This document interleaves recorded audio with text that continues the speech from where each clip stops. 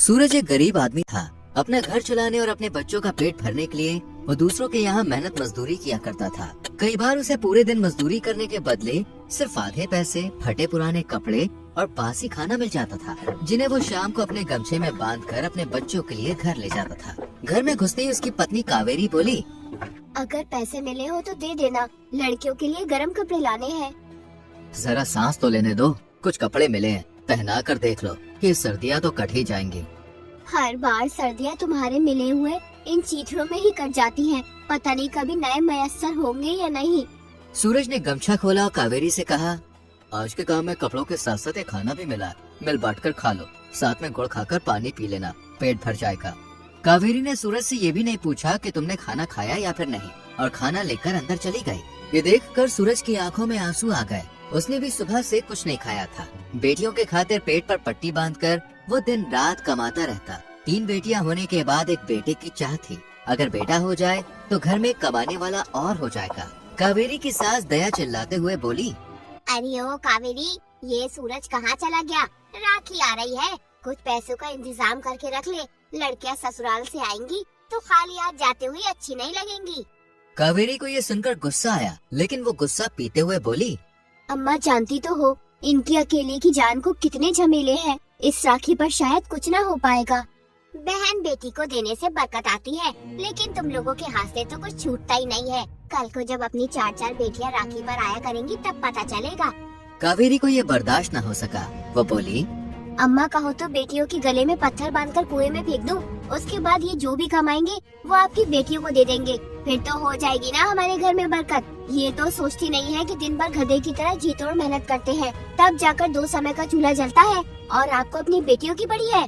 बस तुझे तो बोलने का मौका मिलना चाहिए, मना कर दूंगी अपनी बेटियों से। कोई जरूरत नहीं है त्योहार पर आने की। तभी कावेरी की बड़ी बेटी लता स्कूल से रोती हुई आई और बोली, माँ मुझे स्कूल नहीं जाना, मास्टर जी ने मुझे मारा। मास्टर जी ने मारा, लेकिन क्यों? तूने स्कूल का काम पूरा नहीं किया होगा, पूरा दिन खेल में जो ध्यान रहता है। नहीं माँ, काम तो पूरा था, लेकिन मास्टर जी कह रहे थे कि मेरी 2 महीने की फीस जमा नहीं हुई है। हे भगवान, पलंग झपकते ही 2 महीने बीत गए और फीस तो इन दोनों की भी बाकी होगी। बोलती हूँ तेरे पिताजी से, कोई ना कोई बंदोबस्त तो करना पड़ेगा। शाम को सूरज के आते ही कावेरी ने फीस की बात की। ये सुनकर सूरज परेशान हो गया। वो सोचने लगा कि तीनों बेटियों की फीस मिलाकर 300 रुपए बैठती है, 100 रुपए मजदूरी के मिलते हैं, फिर 300 रुपए कैसे जुटाऊंगा। रात यूं ही फीस की चिंता में गुजर गई। गांव में सर्कस लगा था। लड़कियां जिद करने लगी कि पिताजी आज हमें सर्कस ले चलो, हमें भी सर्कस देखना है। चलो ना, वैसे ही कहीं जाना नहीं होता। सूरज सबके जिद करने पर उन्हें सर्कस ले गया। सर्कस में जाकर बच्चों ने खूब मजे किए। पहली बार सबके चेहरे पर इस तरह की मुस्कान आई थी, लेकिन सूरज तो अब भी बच्चों की फीस की उलझन में ही पड़ा हुआ था। सर्कस में घूमते घूमते देखा कि एक जगह एक लड़ाकू सांड अच्छे सुरमाओं को पटकी दे रहा था। उसे काबू करने वाले को 5000 रुपए का इनाम था। सूरज कावेरी से बोला, सुनो, मैं कोशिश करके देखूं? रहने दो, एक पटकी दे दी तो महीने भर भी सीधे नहीं हो पाओगे। अरे एक बार कोशिश करने में क्या हर्ज है? अगर जीत गया तो बच्चों की फीस चली जाएगी, राखी का त्योहार भी हो जाएगा और तुम्हें भी एक अच्छी सी साड़ी दिलवा दूंगा। कावेरी इतनी सारी कमी पूरी होते देख भला सूरज को कैसे रोकती। सूरज सांड से लड़ने चला गया। सांड को काबू करते समय सूरज के दिमाग में सिर्फ एक ही बात थी कि बस कल किसी भी हालत में बच्चों की फीस जमा करनी है। भगवान ने सूरज की सुन ली और सूरज जीत गया और उसे 5000 रुपए मिल गए। कावेरी, मैं जीत गया, मैं 5000 जीत गया, अब सब कुछ ठीक हो जाएगा। चलो तुम्हें आज एक अच्छी सी साड़ी दिलाता हूँ, फिर हम सब मिलकर गोलगप्पे खाएंगे। सबके सब बहुत खुश थे। इधर दया बैठी हुई सबका इंतजार कर रही थी। उनके घर आते ही दया बोली, आने का समय हो गया तुम्हारा। ये नहीं पता कि मुझे भी भूख लगी होगी। खुद तो चाट पकौड़े खाकर आए होंगे ना, फिर मेरा किसे ख्याल है? क्यों नाराज होती हो अम्मा? बनाती हूँ गरम गरम रोटी। कावेरी दया के लिए रोटी बना ही रही थी कि उसे उल्टियाँ होने लगी। जरूर सर्कस में कुछ उल्टा सीधा खाकर आई होगी, तभी उल्टी हो रही है। सूरज को भी ऐसा लगा, लेकिन बात तो कुछ और थी। कावेरी फिर से माँ बनने वाली थी। तुम ठीक तो हो ना? कैसे कहूँ? मतलब मैं समझा नहीं। कावेरी पेट की तरफ इशारा करके बोली, इस बार फिर से। इस बार तो उम्मीद है ना कि बेटा ही होगा। डरती हूँ कि कहीं इस बार भी बेटी हुई तो। लता 6 साल की हो गई है, अब बच्चा पैदा करना क्या शोभा देगा? अच्छा तो नहीं लगता। लेकिन बहनों के लिए एक भाई और नाम चलाने के लिए वारिस भी तो हो। बेटा ही होगा इस उम्मीद में 9.5 महीने बीत गए और एक दिन कावेरी की तबीयत खराब होने लगी। सूरज जल्दी से जा और दाई माँ को बुला ला। सूरज गया और दाई माँ को बुला लाया। दाई माँ कावेरी को देखकर बोली, अरे दया, इस बार तो बड़ा मुश्किल है। तीनों बेटियां तो मैंने ही पैदा की थी, लेकिन इस बार बहू को अस्पताल ले जाना पड़ेगा। बच्चा ऑपरेशन से होगा। ऑपरेशन का नाम सुनते ही सूरज के होश उड़ गए, लेकिन कावेरी की जान पर बनी थी, इसलिए अस्पताल जाना जरूरी था। सूरज ने पड़ोस से रिक्शा लिया और कावेरी को सरकारी अस्पताल ले पहुंचा। डॉक्टर साहब, मेरी बीवी बड़ी तकलीफ में है, जल्दी से कुछ करो। डॉक्टर चेक करते हुए बोले, देख, बच्चे की धड़कन कम होती जा रही है, लेकिन हमारे अस्पताल में बच्चे को रखने के लिए मशीन नहीं है, इसलिए तुम इन्हें प्राइवेट अस्पताल में ले जाओ। एकदम से इतना संकट आएगा सूरज ने कभी सोचा भी नहीं था। कावेरी की आंखों से आंसू बहने लगे। तुम चिंता मत करो, हम प्राइवेट अस्पताल चलेंगे, मैं तुम्हें कुछ नहीं होने दूंगा। लेकिन प्राइवेट अस्पताल में जाने के लिए बहुत सारे पैसे चाहिए थे, इसलिए वो कावेरी को अस्पताल में भर्ती करके गाँव में जमींदार के पास पहुँचा। बाबूजी, कुछ पैसे उधार मिल जाते तो बहुत मेहरबानी होगी। बीवी पेट से अस्पताल में जिंदगी और मौत से लड़ रही है। कितने चाहिए सूरज? 10,000 चाहिए, मैं आपकी पाई पाई चुका दूंगा। तुम्हारे पिता हमारे बहुत अच्छे मित्र थे, इसलिए दे देता हूँ, लेकिन 2 महीने बाद मुझे मेरा पैसा वापस मिलना चाहिए। आपकी बहुत बहुत मेहरबानी।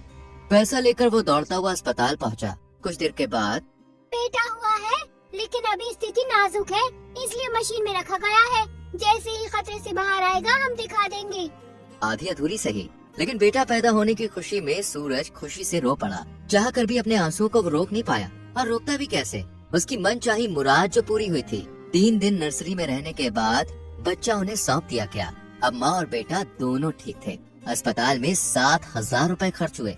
घर आने के बाद कावेरी बोली, बहुत पैसा खर्च हो गया, सर पर कर्जा रखा गया, सो अलग। तो क्या हुआ, बेटा भी तो हुआ है, मैं हूँ ना। अब कोई दूसरा काम देखूंगा और ये सारा कर्जा उतार दूंगा।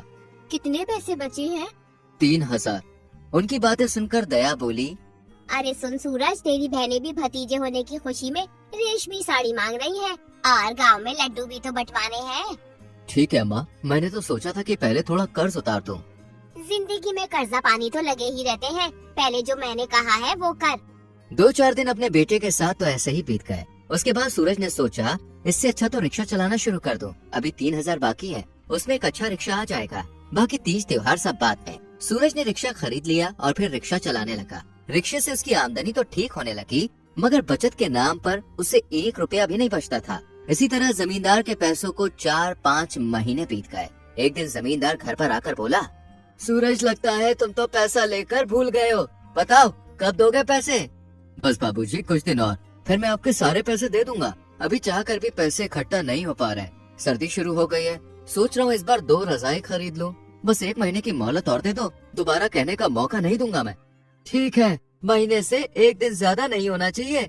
सर्दियों के दिन थे, ठंडी हवा से हड्डियां गले जा रही थी। कावेरी दुखी होकर बोली, सारे पैसे यूं ही खर्च हो जाते हैं, बच्चों पर एक भी स्वेटर और गर्म कपड़े नहीं है।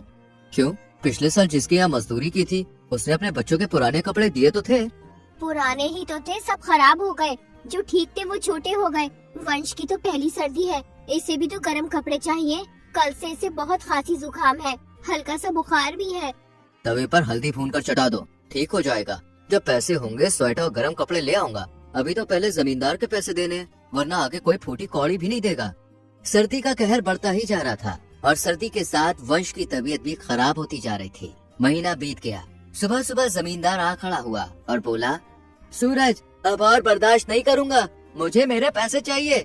बाबूजी, बड़ी मुश्किल से 3,000 रुपए जोड़े, फिलहाल इन्हें रख लो, मैं हर महीने 3-3 हजार रुपए करके लौटा दूंगा। ठीक है, लेकिन जो तुमने आनाकानी की तो घर पर कब्जा कर लूंगा, साथ में 3,000 मुझे ब्याज के भी चाहिए। लेकिन बाबूजी, ब्याज तो तय नहीं हुआ था। 6 महीने भी तो तय नहीं हुए थे, तुमने कहा था कि 2 महीने में लौटा दूंगा। सूरज कुछ न कह सका, जमींदार चला गया। अब तो घर का भी डर सताने लगा कि कहीं वो पैसों के बदले घर को न हड़प ले, इसलिए सूरज का सारा ध्यान पैसा लौटाने पर था। वंश की तबीयत बिगड़ती जा रही थी। घर के सब नुस्खे आजमा कर देख लिए। देखो तो, वंश का चेहरा पीला पड़ता जा रहा है, पसलियाँ तेज तेज चल रही है, हमें इसे अस्पताल ले जाना चाहिए। लेकिन बच्चे वाले डॉक्टर की फीस बहुत महंगी है। कावेरी गुस्से में रोती हुई बोली, बड़ी मुश्किलों से पाया है हमने वंश को, अगर इसे कुछ हो गया तो। ठीक है, चलो अस्पताल ले चलते हैं। वो दोनों उसे अस्पताल लेकर गए। देखिए, आपके बच्चे को पीलिया हो गया और निमोनिया भी बहुत ज्यादा है, बच्चे को भर्ती करना पड़ेगा। ठीक है डॉक्टर साहब, आप भर्ती कर दो, लेकिन हमारे बेटे को कुछ नहीं होना चाहिए। ठीक है, मैं पर्चा बना देता हूँ, तुम पैसे जमा करा दो। कितने पैसे डॉक्टर साहब? 2000 रुपए जमा करा दो। 2000? इतने पैसे तो नहीं है डॉक्टर साहब। बिना पैसे के इलाज नहीं होगा, ये सरकारी अस्पताल नहीं है। सूरज मजबूर था, 2000 रुपए उनके पास नहीं थे, इसलिए वो वहाँ से वंश को एक गांव के डॉक्टर के पास ले आए। अरे, बच्चे की हालत तो बहुत खराब है, मैं अभी दवाई लिख कर देता हूँ, आप जल्दी से ले आइए। कड़कड़ाती ठंड में सूरज अपने बच्चे की जान बचाने के लिए बेतहाशा भागे जा रहा था। वो ठंड में पर्चा लेकर मेडिकल स्टोर पर पहुंचा तो लड़के ने 600 रुपए का बिल बना दिया, लेकिन सूरज के पास तो आज एक भी पैसा नहीं था। 3000 रुपए जो थे वो उसने जमींदार को दे दिए। वो स्टोर वाले से बोला, भैया तुम दवाई निकाल कर रखो, मेरी जेब में पैसे कम है, मैं अभी पैसे लेकर आता हूँ। सूरज की जमींदार के पास जाने की हिम्मत नहीं थी। वो अपने सभी जानने वालों के पास गया, लेकिन उसे कहीं से भी पैसे नहीं मिले। उसने सभी पड़ोसियों से पैसे मांगे, लेकिन किसी ने भी नहीं दिए। हार कर वो जमींदार के पास गया। पिछला उधार तो चुकाया नहीं, अब फिर से आ गया उधार मांगने, भाग यहाँ से। सूरज रोता हुआ वापस डॉक्टर के पास गया और बोला, डॉक्टर साहब मेरे पास पैसे नहीं है, आप कुछ भी करके मेरे बच्चे को बचा लो। भाई मैं समाज की सेवा के लिए नहीं बैठा हूँ, 4 पैसे कमाता हूँ तभी मेरे घर का चूल्हा चलता है। फिलहाल रात भर के लिए दवाई दे देता हूँ, कल शहर जाकर सरकारी अस्पताल में जाके भर्ती करा देना। आज सूरज से ज्यादा मजबूर दुनिया में कोई नहीं था। अगर उसके पास ठंड से बचाव के लिए कपड़े होते तो आज उसका बेटा बीमार नहीं होता। कयामत की रात थी, आज तो सबसे ज्यादा ठंड थी। वंश ठंड के मारे थर थर कांप रहा था। कावेरी ने उसे फटी सी पुरानी रजाई से ढका हुआ था। अचानक से उसकी कपकपाहट बंद हो गई। कावेरी को लगा कि अब उसे नींद आ गई है, लेकिन किसे पता था कि वो हमेशा के लिए सो गया है। सुबह जब कावेरी की आंखें खुली तो देखा कि वंश की आंखें फटी हुई थी। जैसे ही कावेरी ने उसका चेहरा हिलाकर देखा तो उसकी गर्दन लुढ़क गई। कावेरी की चीख निकल गई। वंश! कावेरी की चीख सुनकर सूरज दौड़ता हुआ आया और वंश को देखकर रो पड़ा। सिर्फ 600 रुपए के कारण एक जीवन खत्म हो गया। ठंड और गरीबी के कारण सूरज अपने बेटे का जीवन नहीं बचा सका। कुछ दिन रो रो कर मातम में गुजर गए। एक दिन, सुनते हो? हाँ कहो। चलो ये घर बेचकर शहर चलते हैं, जो कुछ पैसा आएगा उससे वही कोई अपना रोजगार खोलेंगे। मैं भी कोई काम कर लूंगी, कम से कम जिंदा तो रहेंगे। इस तरह तो पैसे के अभाव में एक एक करके हम सब मारे जाएंगे। सूरज अपने आंसुओं को पोंछता हुआ बोला, ठीक कहा तुमने। सिर पर अपनी न सही किराए की छत तो होगी, शरीर पर ठंड से बचने के लिए गर्म कपड़े तो होंगे। फिर 2-4 दिन बाद वो लोग अपना घर जमींदार को बेचकर शहर चले।